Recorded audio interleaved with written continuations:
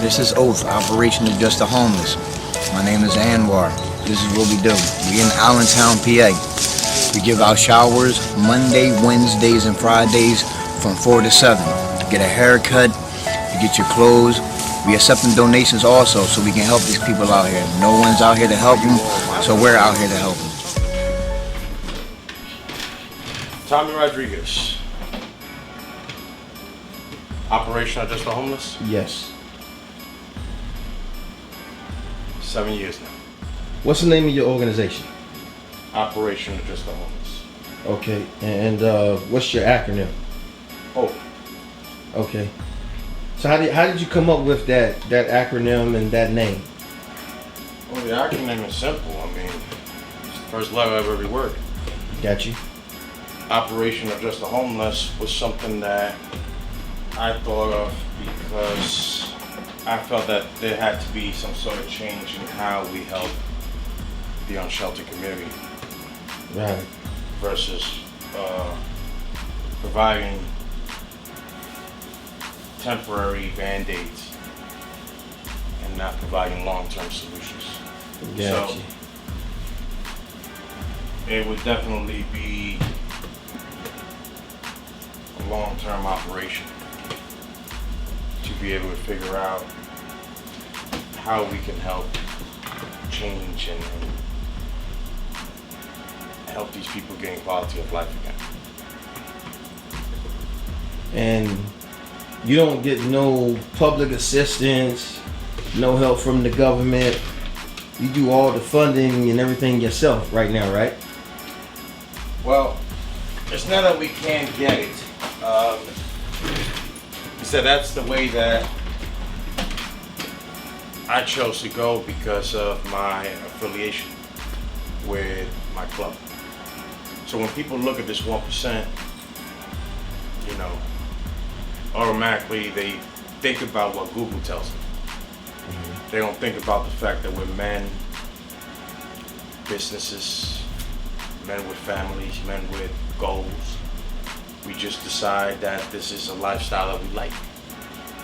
That gets in the way for a lot of us when it comes to doing the right thing in our community. So I chose to be able to go through the struggle and show the community itself that we can be the same as the ones that are up there with the suits and ties, or maybe even better.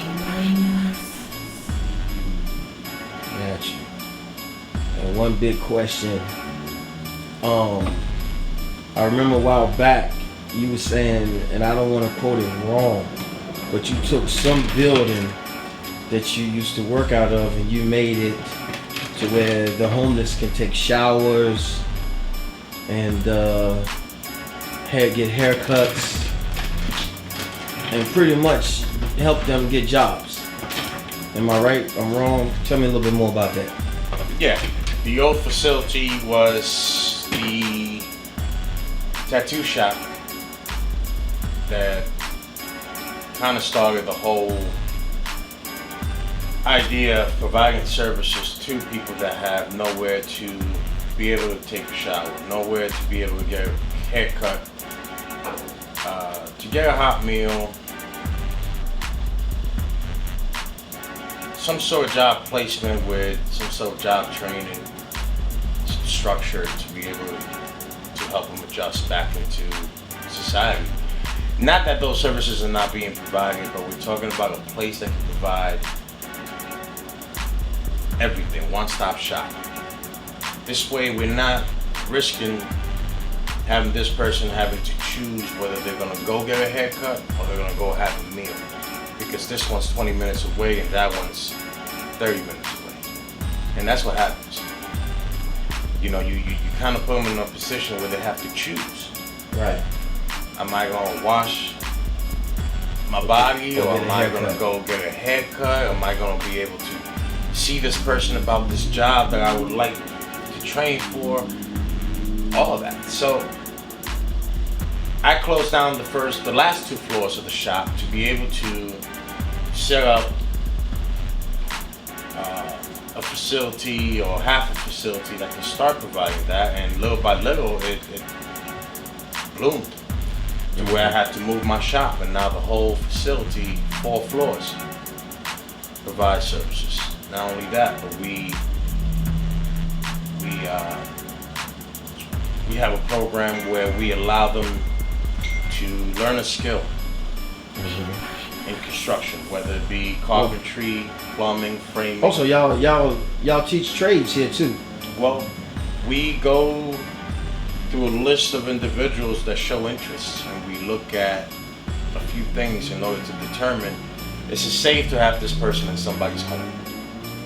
You know, a lot of people, they have, you know, addictions and they have mental issues.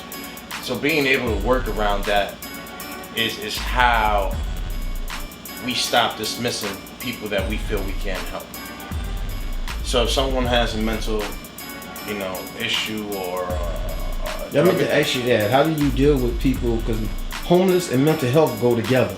How do you deal with the mental health people that come in acting kind of weird, crazy, violent? How do you deal with those? With a lot of patience and understanding of the situation and the trauma that they may have been through that got them to where they're at. And that is the only way, because we're not professionals dealing with mental issues or drug and alcohol issues. We have to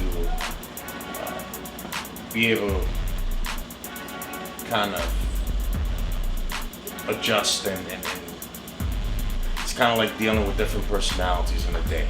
As a tattoo artist, I deal with at least 20 people a day, at the very least.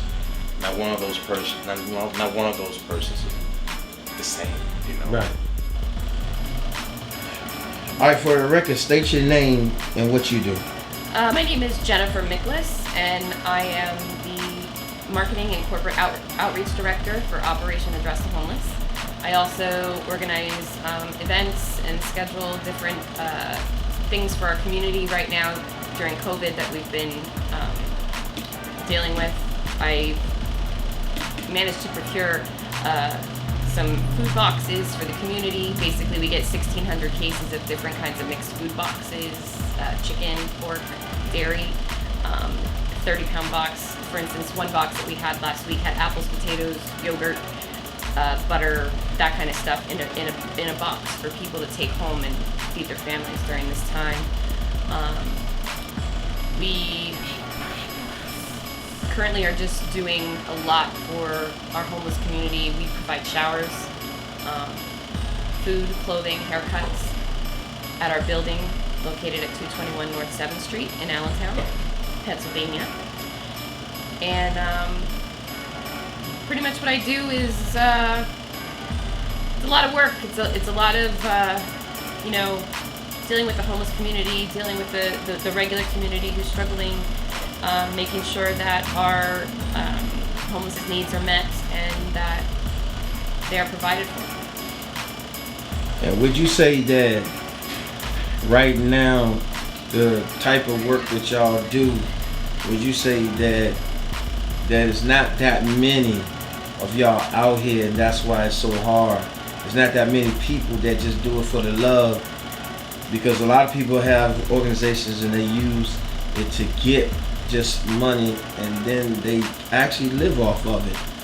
But like you saying, y'all actually really just doing it because this is something that y'all really love doing.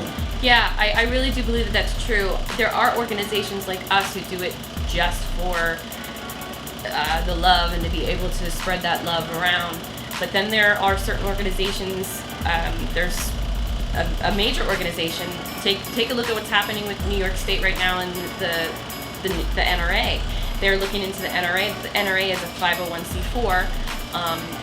It's different from us. We're not allowed to promote political candidates or anything like that, but 501c4s such as the NRA are. The NRA, there's a lot of corruption. There's a lot of people buying yachts and boats, and you see that in a lot of different of the high-level corporate nonprofit organizations.